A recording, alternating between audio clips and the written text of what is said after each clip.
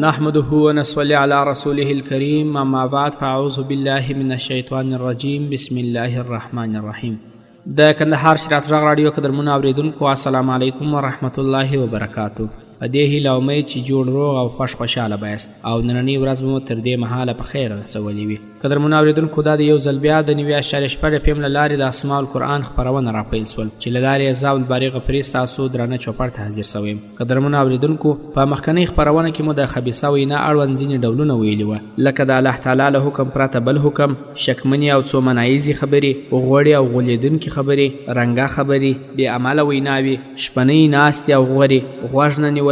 په غوږ نه نیولو کې ځینې نور ډولونه وه، لکه استکبار، سامره، شپه د دې لپاره ده، د حق او حق پالو پر ضد پروپاګند، د اسلام پر ضد پروپاګند او د مسلمان پر ضد د مسلمان پروپاګند. دغه مسایل په تېره خپرونه کې بیان سوي وه. د نننۍ خپرونې موضوع مو د مسلمان پر ضد روزنه ده. خپرونه به راپیل کړو خو تر لنډې دمې وروسته. ملتیا مو وکړئ.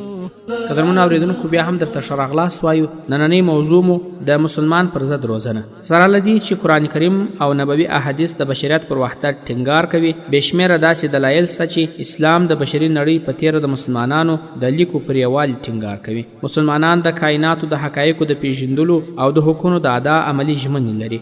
سره له دې چې په دې ډګر کې پاتې راغلو، بیا هم کینهکش، ګوندپال او مذهبي ناندریمار مشران په خپلو غوړو او زړه راښکونکو دروغجنو ویناوو خپل پاکزړي پلویان د یو کور غړي د یو بل پر ضد روزي. دوی باید خپل پلویان داسې وروزي چې مسلمانان خپل وخت خوشي او شته امکانات په هوس ونه لګوي. د مسلمانانو عملی، سیاسي، اقتصادي او ښوونیز ژوند باید له اسلام سره داسې برابر کړي چې نوی نسل نړۍ او نړیوالو ته رحمت، هدایت او برکت سي. د ګوندیمارو مخکشانو وینا: ګوندي مخکشان باید خپل پلویان د ژوند په هر ډګر کې بشریت ته د خدمت لپاره ژمن او متخصصین وروزي او د ژوند ډیرو اړینو او عالی اهدافو ترلاسي ته یې د عقل، جسم او روح د متوازن انکشاف له لارې پر اجتماعي محور چمتو کړي. متاسفاً عمر یې په شعار او ځواني یې په ناندریو او نیوکو تېرېږي.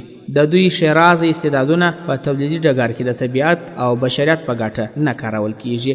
د ځوانۍ په خاورې کولو یې د هڅو نتیجه منفي صفر یعنې ټولنې ته مضر سي، بیا یې هیڅ لاسته نه ورځي. زما توصیه ټولو ځوانانو ته همدا ده چې له شعاري ګوندیانو ځانونه وساتي چې دنیا او آخرت مو خاورې کیږي. د ټولنیزو مصلحتونو پر خلاف خبرې. الله تعالی سره د اسلامي ټولنو ژمنه دا ده چې اسلامي ټولنیز جوړښتونه د لاندې اهدافو لپاره باید رامنځته سي. څومره چې لاندې آیات تطبیقولی سي هومره یې ګوند اسلامي دی، او که یې نسي کولی د اسلام د مخلصو دایانو له لوري هومره اسلامي دعوت ته اړ دی چې بل څوک راسي او دوی د اسلام په روحیه وروزي. ژباړه: ټول یو سي، د الله تعالی رسۍ ټینګه ونیسئ او سره خورېږئ مه. د الله تعالی هغه در باندې کړې پیرزوینه در یاده کړئ چې سره دشمنان واست. هغه الله جل جلاله مو په زړونو کې مینه واچول او د هغه په مهربانۍ سره ورونه سواست. د یوې اورنې کندې پر غاړه ولاړ واست، الله تعالی ترې وژغورلاست. په دغه شان الله تعالی خپلې نښانې درته څرګندې کړې. په کار ده چې په دغو نښانو تاسې ته د خپلې ژغورنې سمه لار په نظر درسي. په تاسې کې باید څه خلک هرومرو داسې وي چې د نیکۍ لوري ته بلنه، په ښو امر او له بدو منع وکړي. کوم خلک چې دا کار وکړي هم هغوی به بریالي سي. پام کوئ د هغو خلکو غوندې نسئ چې ډلې سول او له روښانه څرګندو لارښوونو نه وروسته بیرته په شخړو اخته سول. چا چې دا چلند غوره کړی دی هغوی به سخته سزا ومومي. د مسلمان او اسلام پر ضد خبرې.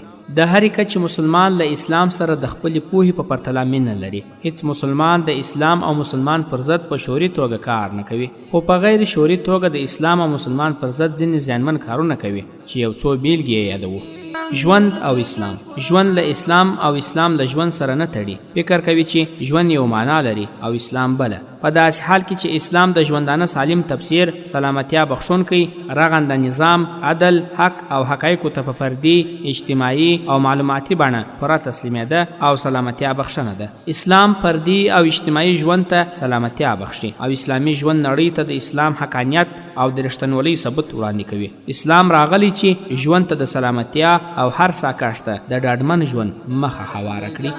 اسلام او ساينس ساینسي علوم د الله تعالی د فعلي صفاتو رښتنی تفسیر، د ذاتي صفاتو ثبوت، د سپېڅلو نومونو او صفتونو ژوندی تصویر، د قرآني آیاتونو روڼ تعبیر، د انسانانو د نیکمرغۍ، پرمختګ او پراختیا، د اسلام د غلبې او ترویج اساسي او نه بېلېدونکی عنصر او د انساني رسالت بنیادي مضمون دی. بیا یې هم ردوي د اسلامي امت بچیان له دې لوی خیر څخه بې برخې کوي. له ساینس نه د ولس لرېوالی د زرګونو اجتماعي، عملي، روزنیزو، اخلاقي، اقتصادي او سیاسي تېروتنو، تېریستونو او نیمګړتیاو لامل ګرځي. اسلامي هیوادونو ته د کمونیستي، امپریالیستي، نیشنلستي، زهرجن افکار د راننوتو او د ګوندي، مذهبي او سیمهیزو تعصباتو ترویج اساسي لامل له ساینسي علومو څخه د دیني شخصیتونو لرېوالی دی. د دیني عالمانو 15 سلنه درسونه باید ساینسي علوم سي. نظری قرآن، عقل پنځونکی، روح رونونکی او جسم پیاوړی کوونکی قرآن د اعتقادي، عبادي، اقتصادي، سیاسي، حقوقي او کورنۍ برنامو عملي کولو او د نتایجو استحصال ته رالېږل سوی دی چې د ژوند په ټولو اړخونو کې باید پلي میوه یې راټوله او پر کایناتو وویشل سي، نه دا چې د تیوري او نظر په توګه ولوستل سي او یوازې له ترنم او ترتیل نه یې خوند واخیستل سي او د غم ویر مراسم پرې ګرم او ویرمن حالتونه پرې توجیه سي. متاسفانه موږ له قرآن کریم سره همدغه لوبه وکړه. قرآن کریم مو تر الفاظو او یو څه ژباړي او د معصور تفسیر د اورېدو او اورولو په دایره کې محدود کړ. په داسې حال کې چې قرآن د ژوند نقشه ده، همداسې چې مهندس قدم په قدم نقشې ته ګوري، کړنې او هدایات ترسره وي، همداسې مسلمان قرآن کریم ته ګوري، خپلې ویناوي، سوچونه، کړنې او چارې ترسره وي او چیرې چې سره اشاره ورته لګېدلې وي ځان ترې ژغوري. قرآن کریم ډېرو سترو علمي شخصیتونو ته د ژوند په ټولو ډګرونو کې اړتیا لري چې د هر اړخیز تطبیق لپاره یې پلان طرحه کړي او د خپلو ټولنو د لوړتیا او زوړتیا لاملونه خپلو ستونزو سره په تړاو په قرآن کریم کې مشخص کړي او نړۍ ورسره په جوړیزه او معنیزه بڼه وپالي او د قرآن کریم د ټولو آیاتونو د تطبیق لپاره په نړیواله کچه منظم اداري تشکیل جوړ او پوهنتونونه او اکاډمیک مرکزونه پرې کار وکړي او ټولنې ته وړاندې سي. د اسلام او مسلمان نیکمرغي د نړیوالو علمي څېړنو په پراختیا او پرمختیا کې ده. د اسلام ریښې یوازې په علم خړوبېږي، په عدل مضبوطیږي او په یووالي باوري کیږي. قرآن د علم پر بنسټ نازل سوی دی. د پوهېدو، تطبیق او نتیجه اخیستنې اساس یې هم علم دی. الله تعالی په لاندې آیاتونو کې فرمایي: ژباړه: د علم پر بنسټ مې خبرې کړي که رښتیني یاست. ژباړه: د علم پر بنسټ دوی ته هر څه وریادوو او موږ پټ پناه نه یو. ژباړه: پوه سئ چې دا قرآن کریم د الله تعالی د علم پر اساس نازل سوی دی. یا په بله وینا څومره چې انسانان د انساني مواصفاتو او علم له پلوه د کمال مرحلې ته رسیږي، هومره د اسلام تطبیق پلي کولو ته هوسیږي او چمتو کیږي. نو ویلی سو چې د جهل پر بنسټ قرآن تفسیرول پر ټولو ویناو کې راځي. د زړه پر خلاف خبرې. د منافقینو یو صفت دا و چې د زړه او خوله خبره یوه نه وه، ځکه دوی د نورو انسانانو استثمار غوښتنه او زبېښاک یې د دې لپاره کاوه چې خپلو ناوړو غوښتنو ته په نامستقیمه توګه د نورو انسانانو په اوږو ورسیږي، چې دا هم د خبیثه ویناو یو ډول دی چې مسلمان باید ورته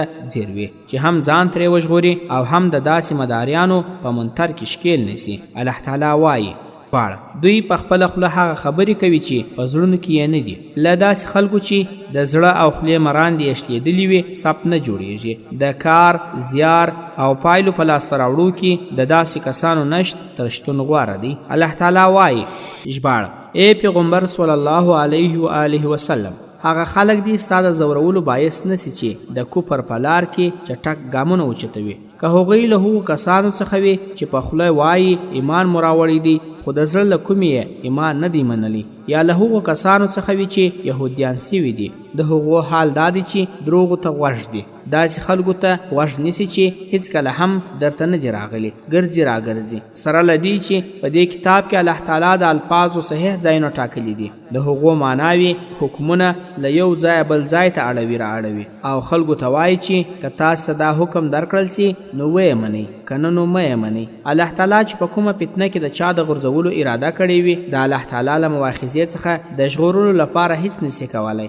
دا هغه خلک دي چې الله تعالی د زړونو پاکول نه دي غوښتي. د دوی لپاره په دنیا کې رسوایی ده او په آخرت کې سخت عذاب. ژباړه: خو له دوی پرته له نورو مشرکانو سره کوم تړون څنګه کیدای سي چې که پر تاسې لاس بر سي نو نه به مو د کومې خپلوۍ لحاظ وکړي نه د تړون د مسؤلیت. هغوی تش په خوله ستاسې د خوشحالولو هڅه کوي یا خو یې زړه نه مني او زیاتره یې فاسقان دي. هغوی د الله تعالی د آیاتونو په بدل کې لږ غوندې قیامت ومانه. بیا د الله تعالی په لار کې خنډ سول. ډېر بد چلن و چې دوی وکړ. د یو مؤمن په باب نه دوی د خپلولۍ خیال ساتي او نه د کوم ژبني مسؤلیت او تیری تل همدوی کوي. ناسمې کړنې او سمې خبرې د زړه او ژبې ترمنځ ناسمه اړیکه یو رواني رنځ دی چې درملنه یې په اسلامي ټولنه کې ډېر اسانه ده.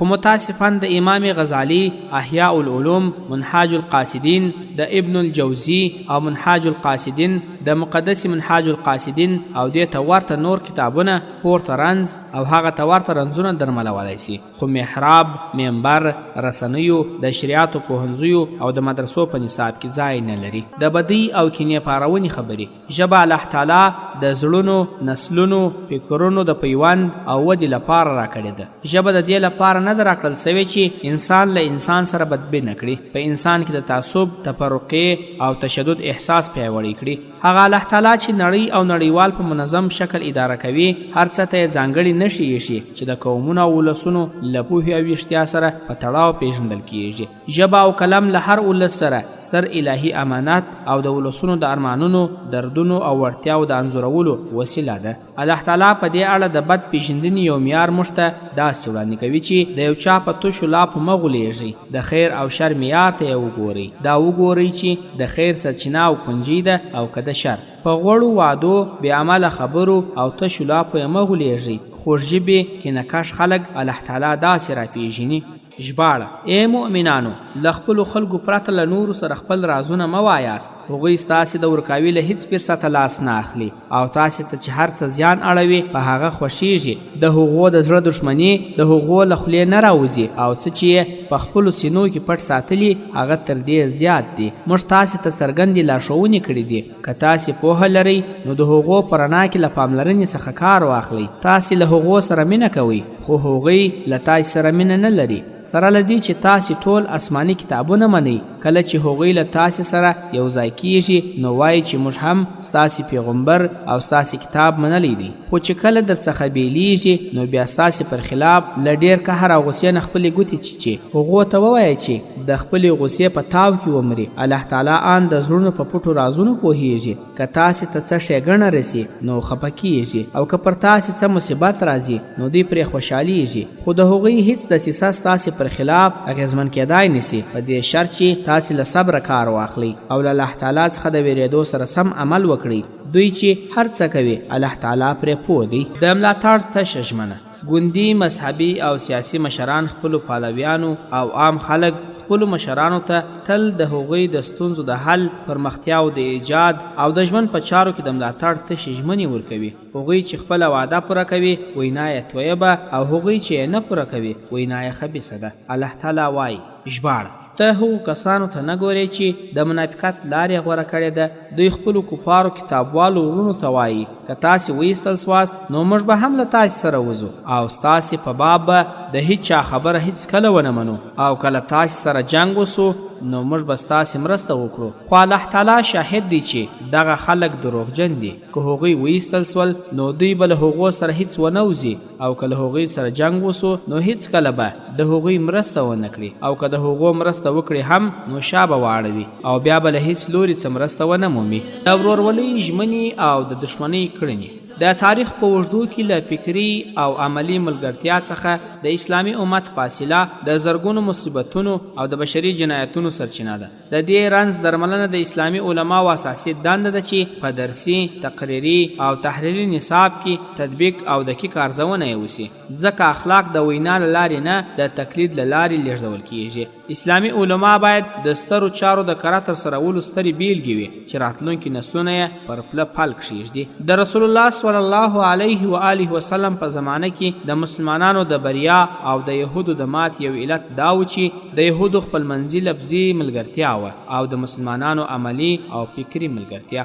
د قیامت تر ورځې پورې به له فکري او عملي ملګرتیا څخه محروم او په لفظي ملګرتیا رنځور قومونه به د نورو ژمنو قومونو پر وړاندې سرکوزي ګرځي چې د خبیثو ویناو یو ډول دی. د اسلام د برم د بیا راژوندیتوب لپاره اسلامي پوهان د بشري پرګنو د فکري او عملي وحدت د عملي طرحو په جوړولو ژمن دي. هغه خلک چې اسلام په تودو شعارونو او ګرمو ولولو لمانځي، مسلمان هلته خپل حیثیت او هویت دواړه له لاسه ورکوي، ځکه اسلام د فکري وحدت، د منتجو چارو د انسجام او بشري ستونزو د حل لارې واقعي وده ده، نه د غوړو شعارونو او تودو ولولو له لارې. هلته چې د مؤمنانو ترمنځ فکري ملګرتیا او عملي ژمنتیا نه وي، د شهیدانو وینې، د غازیانو منډې، د ځوانانو شعارونه او د پوهانو لیکنې، خبرې او لورنې د هوسپالو مشرانو په ګټه پای ته رسیږي. په داسې ټولنو کې ولس وږی، تږی او ناولی ژوند لري. چارواکي بېواکه، کاواکه او بلواکه دریځ لري. په داسې ټولنه کې د شهید کونډه د اشغالګرو د اجر وینځه ده، د شهید یتیم یې مریی او شهادت یې د هغو لپاره مډالونه دي. الله تعالی د دغسې ولسونو په اړه وایي: ژباړه، ته یې یوه ډله ګڼې، خو د دوی زړونه او فکرونه سره جلا دي، ځکه دوی خپل عقلونه په کار نه اچوي. یهودو سره له دې چې پخې کلاوې درلودې، د څو پیړیو جنګي تکتیکي تجربې او پراخه پانګه یې درلوده، قرآن کریم وایي د دوی د ماتې بنسټیز لامل د دوی فکري اختلاف او د زړونو لرېوالی دی. که څه هم په ژبه د وحدت شعارونه زمزمه کوي، د فکري وحدت او منتج عملي انسجام لپاره کار و زیار زموږ د ژغورنې یوازینۍ لاره ده چې د عدالت له ټینګښت، متوازن اجتماعي انکشاف، جامع نصاب او هڅې عملي پرمختیا نه پرته یې رامنځته کول ناشوني دي. مسلمان باید د واحد نصاب جدي تطبیق ته تر هر څه لومړیتوب ورکړي. که غواړو یو موټی خپلواک، ناپییلي، په خپلو پښو ولاړ او بسیا بشریت ولرو. د کندهار شریعت غږ راډیو قدرمنو اورېدونکو، د اسماء القرآن نننۍ خپرونه پر همدې ځای پای ته رسیږي. د همدې خپرونې پاته برخه به په نورو خپرونو کې درته وړاندې کړو. تر بیا شاد آباد او بریالي اوسئ. د الله په امان.